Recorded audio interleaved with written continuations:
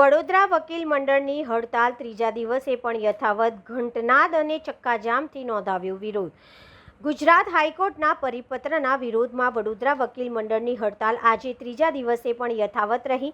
Diwalipura court ખાતે વકીલોએ ઘંટનાદ અને ચક્કાજામ કરી પોતાની માંગણીઓને લઈને ઉગ્ર વિરોધ પ્રદર્શન કર્યું હતું।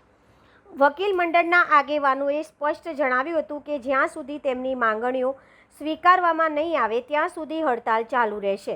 વિરોધના ભાગરૂપે વકીલોએ કોર્ટના મુખ્ય પ્રવેશદ્વારની બહાર ઘંટ વગાડીને અનોખી રીતે વિરોધ નોંધાવ્યો હતો તેમજ રોડ પર ચક્કાજામ કરીને પોતાનો રોષ વ્યક્ત કર્યો હતો। આ ઉપરાંત વકીલો કોર્ટ પરિસરમાં પહોંચ્યા હતા અને અન્ય વકીલો તથા પક્ષકારોને હડતાલમાં જોડાવા અપીલ કરી હતી।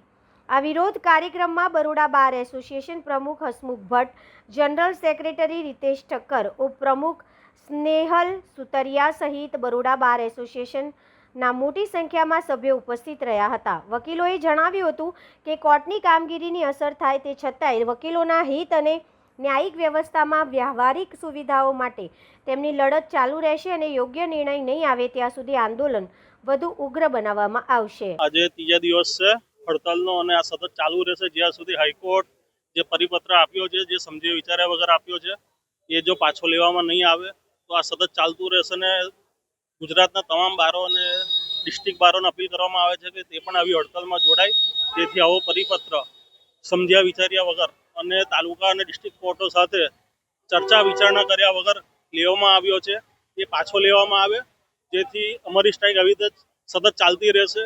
અને હાઈકોર્ટને વિનંતી કે આવી સ્ટ્રાઇક આગળ ના ચાલે અને કોઈ ગંભીર પરિણામ આવે ના આવી સ્ટ્રાઇકનો, જેથી તાત્કાલિક આવો પરિપત્ર પાછો લેવામાં આવે। મંગલમ જોશી। आज रोज बड़ौदा बार एसोसिएशन ने घंट बजाकर नामदार गुजरात हाई कोर्ट को जागरूक करने का एक तरीका अपनाया है।